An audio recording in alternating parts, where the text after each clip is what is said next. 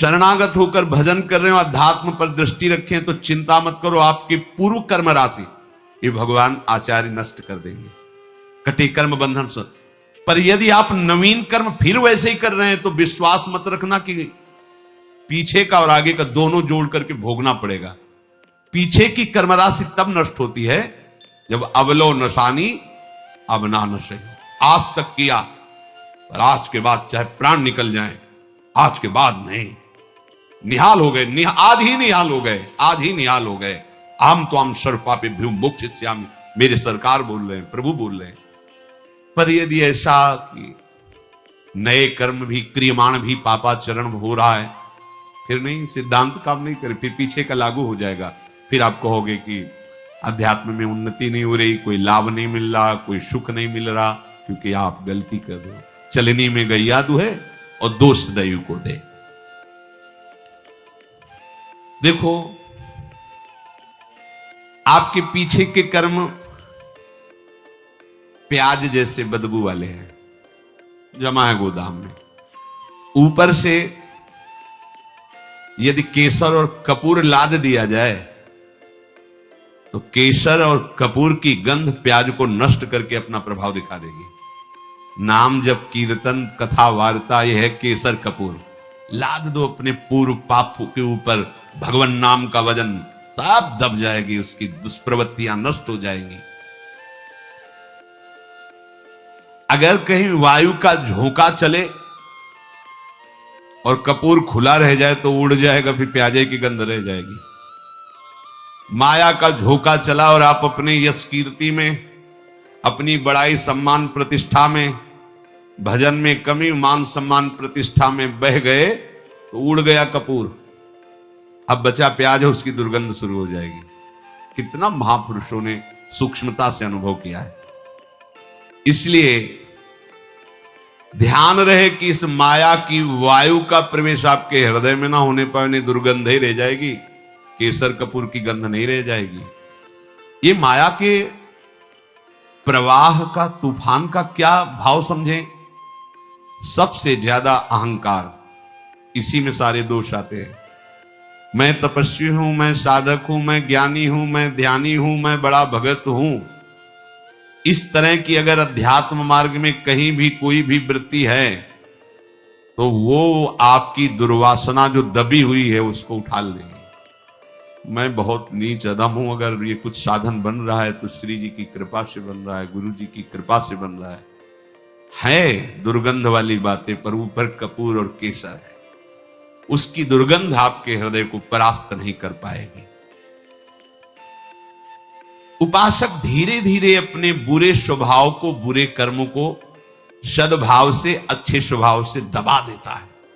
नष्ट नहीं हुआ, नष्ट होता है भगवत साक्षात्कार पर। जब तक प्रभु से आंखें ना मिले तब तक विश्वास न करना कि काम हो गया। यही डरपि हरिवंश हित जिनो भ्रमय गुण सलिल पर, जिहि नामन मंगल लोक त्यों शिव हरिपद भज न विलंब कर। आगे चल करके प्रभु ऐसी ज्ञानाग्नि पैदा कर देंगे कि फिर वो दुर्गंध वाली चीजें ही नहीं रह जाएंगी। इसलिए जितना जीवन है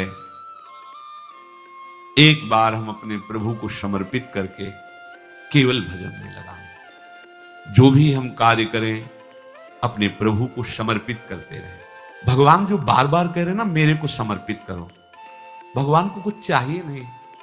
जैसे भगवान कहते हैं यद करोषि, जो तुम करते हो, यदस्नासि, जो तुम खाते हो, तो मेरे को समर्पित करो। ये दुलार है। जब हम किसी वस्तु को प्रभु को समर्पित कर देते हैं तो हर वस्तु में बांधने की सामर्थ्य है माया की। कोई भी सड़ी से सड़ी वस्तु में एक माया शक्ति है जो हमें आसक्ति से बांधती है, आसक्ति से। प्रभु कहते हैं मेरे को समर्पित कर दो। जैसे कर्म समर्पित कर दिया, अब कर्म बंधन नहीं रहेगा। भोग समर्पित कर दिया, अब वो प्रसाद हो। प्रभु तुम्हारे भले के लिए कह रहे हैं कि जो प्रभु को समर्पित कर दिया जाता है वो निर्विकार हो जाता है। बात समझो। ये भगवान तो कहते हैं कि सब तुम मेरे लिए, अगर नहीं समर्पित करोगे तो दुर्गति को प्राप्त होगे। भगवान तो नाराज होकर बोल रहे हैं। नाराज नहीं, उस वस्तु का प्रभाव है। कोई भी कर्म, कोई भी यहां की वस्तु सब बांधने वाली है। समझो पहले, सब बांधते, कोई भी व्यक्ति सब बांधता है। अपने राग से सब मुझे बांधते हैं, अगर प्रतिकूल हुआ तो द्वेष से बांधते हैं। यहां कोई मुक्त करने वाला नहीं है। एक एक वस्तु, एक एक व्यक्ति, एक एक परिस्थिति केवल बांधती है। और हम साधना कर रहे हैं मुक्त होने की। कैसे करें? भगवान करे चुपचाप जो कर्म करो मेरे को समर्पित करो। इसका रहस्य क्या है? वो कर्म तुम्हें बांध नहीं पाएगा। जो पानी भी पियो तो समर्पित करके। क्यों? क्योंकि तुम्हें बांध नहीं पाएगा, तुम मुक्त हो जाओगे। प्रसाद सर्वानंद प्रदान करने वाला होता है। तो हम लोग कहीं ऐसा न समझे कि श्री भगवान कह रहे कि तुम अपना कुछ मत मानो, जो अपना माना हुआ है वो मेरे को समर्पित कर दो, क्योंकि वस्तुता उन्हीं का है, अपना तो कुछ है नहीं। और जब हम ऐसे भाव से चलते हैं तो कोई भी वस्तु, व्यक्ति, स्थान हमें बांध नहीं सकता। जब बांध नहीं सकता तो हमारी स्थिति क्या हो गई? जीवन मुक्त। अब चाहे जैसा पदार्थ हो, चाहे जैसा व्यक्ति हो, चाहे वो बांध ही नहीं पाएगा।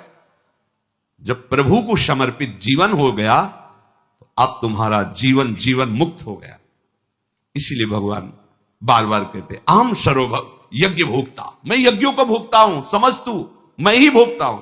जैसे आप प्रसाद पा रहे हो, तो जब हम प्रसाद पाते हैं ना तो पहले श्री जी को बाहर भोग लगाया, फिर हम एक एक कवल में अंदर लगाते हैं। हृदय रूपी सिंहासन में हमारे प्रियालाल विराजमान है और वो पा रहे हैं एक एक कवल। जो भी खाते पीते हैं हृदय मंदिर में मेरे प्रियालाल विराजमान है, वो पा रहे हैं। ये मुख उनके पवाने के लिए, हम भोगता नहीं। और वैसे भी सिद्धांत में भगवान कहते हैं भोक्ता तो मैं हूं। अहम वैश्वानरो प्राणी नाम देहमाश्रिता, वैश्वानर अग्नि के रूप में मैं समस्त प्राणियों के देह में विराजमान होकर उस अन्न को पचाता हूं। तो कौन पा रहा है? प्रभु पा रहे। हमारी सारी चेष्टा प्रभु के लिए हो जाए तो अभी जीवन मुक्त हो जाए।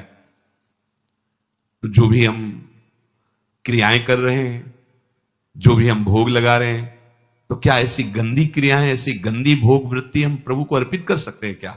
तो बचो। जो प्रभु को अर्पित नहीं कर सकते वो खाओ मत। जो प्रभु को अर्पित नहीं कर सकते वो क्रियाएं कैसे करोगे तुम? अरे जब सद क्रियाएं तुम्हें शुभ क्रियाएं ना बांध पावे, इसलिए वो कह रहे हैं समर्पित कर दो। तो असत क्रियाएं जो समर्पित नहीं होती हैं उनसे तुम्हारी दुर्गति हो जाएगी। और ये जीवन केवल भगवत प्राप्ति के लिए। इसलिए एक एक क्षण अपने प्रभु के चरणों में समर्पित करते हुए उनका सतत स्मरण करो।